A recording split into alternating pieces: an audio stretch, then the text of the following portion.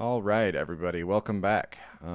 We're covering Double Eagle's sequel, Interceptor City, today. And before I kick it off into the rest of the video, I just wanted to say that we're doing the summary review and whether there's going to be any homework, and that's pretty much it. I'll touch on if there's any lore, but very lightly, and you'll understand why when we actually get to that point.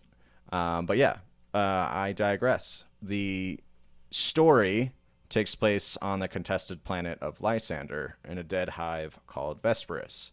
The greater conflict surrounding this whole experience is the Sabbat Crusades, and that's a. If you want to understand what those are, either find your favorite lore tuber or read the Gaunt's Ghosts series, because that's yeah. If you find yourself confused, it's because this is a spin-off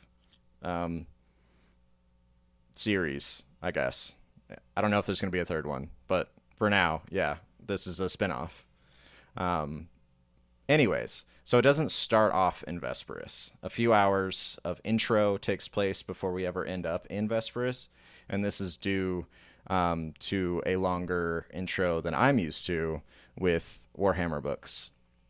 So unlike the previous book, Double Eagle, this one has several, or only one perspective, right? It focuses in on Bree Jagdia and does everything it can to flesh her out. So the book starts out with Bree, who's now operating as a pool driver, long since giving up a combat rating in favor of flying bulk flyers and a logistics capacity for the Munitorum.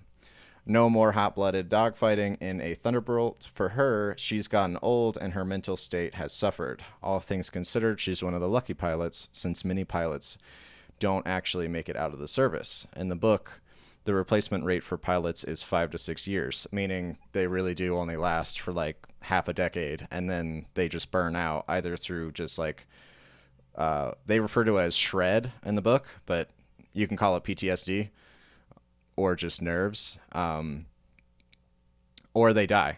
So yeah, in Jagnia's words, the only gunslingers that last more than a decade by means of luck or damnation are freaks.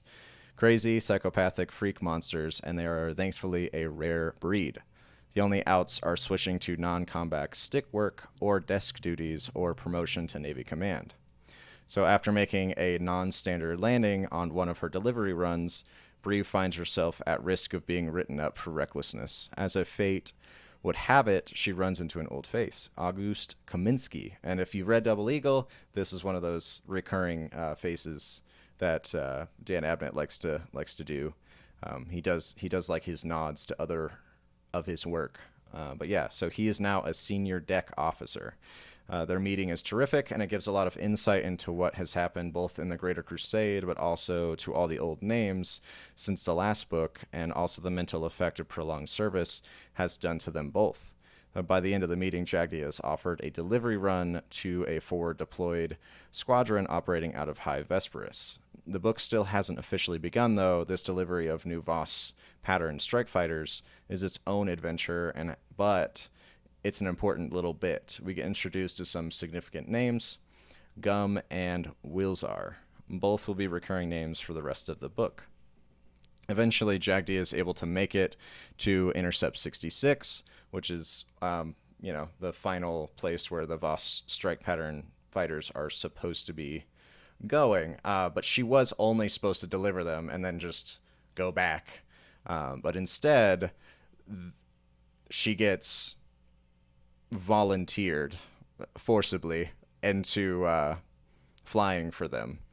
So, because it turns out that the squadron has been operating at a very high attrition rate, and it's in desperate need for pilots. They're literally just like, oh, you have a heartbeat and you know how to fly? Cool. Then fly for us. You don't have a choice.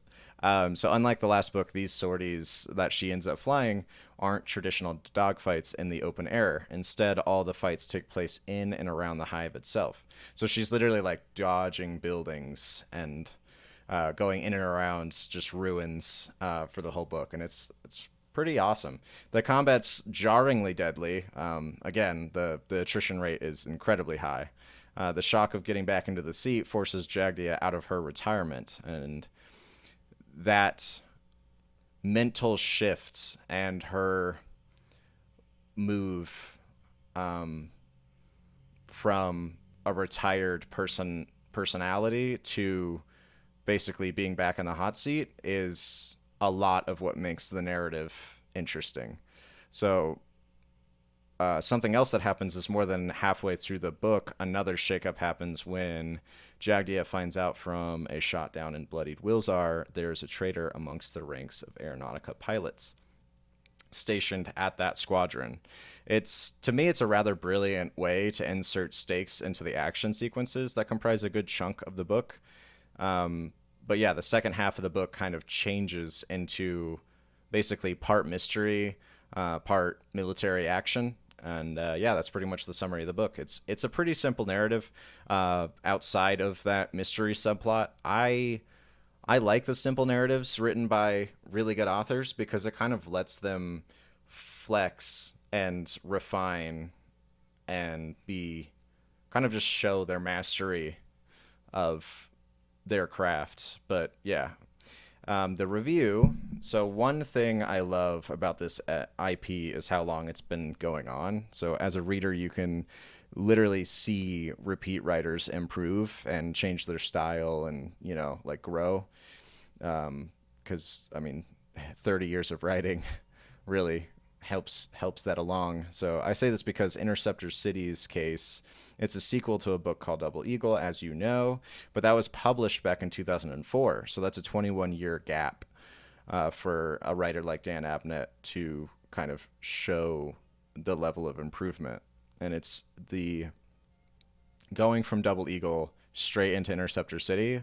It's pretty cool to see that change, I guess, in a meta way. So I would never go as far as to say that like it's a night and day difference, but you can definitely see the nuances and the layering that he does within this book over the last one. There's just so much more he's trying to tackle, but it doesn't feel claustrophobic the way he does it. It definitely feels good, comfortable almost. So this book explores themes like what's the responsibility of leaders when you get into that leadership role. How much are you in charge of other people's actions, essentially? When's it okay to break the rules? And who are you? The most interesting one, I think, is the last one. So it's who are you when you choose to not follow your impulses? Like when you go out of your way to see parts of yourself that aren't good, and then you just push them aside. Like, who do you become, basically, after you do something like that? A lot of what made this book so compelling for me was how real the operational environment was. So from the briefings to the attitudes of the old pilots and the new, specifically old pilots and the new. So Bree is retired. Like she's been in and around flying for like around 20 years now, right? So she's really good, and she's gotten a taste of civilian flying, and she was like the hero of the Zoff, right? So she's a really good flyer, really good pilot, has a great head on her shoulders, but she also has a lot of mental fatigue and a greater understanding of like how combat affects you really like as a person. And I love the juxtaposition of, it's almost like she's an outsider looking in, kind of like before how she was a Militarum outfit that was operating with the Navy. She was an outsider then, and now she's an outsider, but just in like a different way. Like she was retired, and she has all this like life experience, and she has to rub elbows with people that are, relatively new, or they just have that military mindset still. And it's just really interesting to kind of see. But yeah, the other things are just like the basics, like the small things really pay off in this. Like she's running checklists that like you'd actually see people make on like the run up and the pre-flight and the post-flight, making changes to like the cockpit instrumentation and like just the stress, like the daily stress of operating every single day, and like what that does to people. You can tell that he at least consulted with former aviators. It's pretty awesome. So one thing that hasn't changed from this book to the last is the feeling that every day can be your last. People die, like every sortie. It's not her, obviously. And it's not like the last book where there were POV characters that you were reading in the last chapter that suddenly died in someone else's POV chapter. So it does kind of feel like a lot of it's like red shirts, but it's also supposed to feel like it's a lot of red shirts. It's kind of part of this book's way of acknowledging the fact that, like, yeah, she is a lot better, and she's trying to change other people's fates basically by getting involved and starting to like mentor them and teach them and et cetera, et cetera. So yeah, there's a character in the book called Slipstream. I'm paraphrasing what he directly quotes, and I'm changing the quote a little bit, but he basically says, "We come back from the dead every time we make it back." So that kind of underlines a lot of people's idea. Like they think that every time they make the dead drop, that they're just, this is it. Like this is their last flight. So yeah. Another thing that hasn't changed from the last book is the sheer number of characters. It's a massive roster, but one significant change is that Jagdia is our only perspective in the unfolding narrative.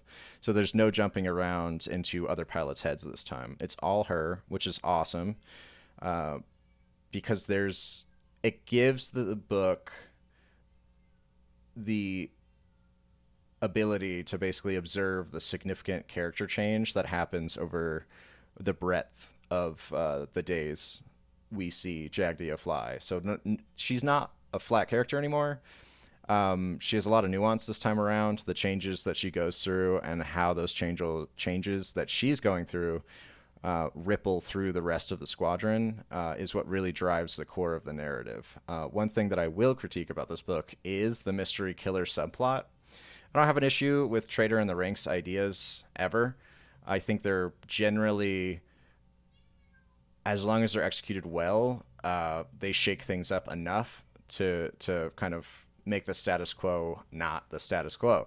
But I do have a problem with how early the subplot got introduced. It's like a little bit over 7 hours into the book, and that just gives way too much time for this plot to kind of breathe and exist. It's a long time to just maintain that suspicious atmosphere that a plot like this like demands, because like Jagdia can't trust anybody anymore, and now she's paranoid. But now she's paranoid for like 5 hours straight, and it's just like, okay, all right. So it drags a little bit. It's good. I don't think that it takes too much away from the book, and it also makes the book atmospherically just different. It's no longer like your standard like dogfighting book, like military experience. It just adds more to it. So yeah, I think it's a good one. The killer's not predictable, so it's not like the idea is executed. Like literally the thing that I have wrong with it, the only thing I have wrong with it was just how long and how early it got introduced. So yeah. The other problem I think I had with the book was when Jagdia gets shot down. It just feels so like, what are we doing? Like, I get it. Like, all of these sorties, people are getting shot down left, right, and center, blah, blah, blah. But, like, the thing I have is it just ruins the pacing. Because it's not like she's going to die. Like, it's not like roll credits or anything like that. Like, the narrative has to end. So it's like, it just ends up being, oh no, will our hero survive? And it's like, what do you think? Yes, she will survive. But yeah, I don't know. Those true critiques aside, I will say this is a terrific book. I like it a lot. It's everything a sequel should be, and more. Yeah, I really, really, really like it. As far as lore goes, there's none. Don't even. This is a really simple story. It's very character driven. It's terrific. And so yeah, there's no actual real lore, even concerning like the Sabbat Crusades, like even concerning like Gaunt's Ghost stuff. It's just like, nope, nothing really happened. We didn't see anything about the Saint or a new front open or anything crazy. As far as homework goes, I would say you could enter it blind, or you could enter it with a lot of knowledge about the Warhammer setting. Genuinely, I think there's, if you entered it blind, you knew nothing about the setting, and you were just raw dogging the narrative, you would almost find Jagdia more compelling because you wouldn't know her history and the slow way that she kind of, even to herself, opens up, kind of makes it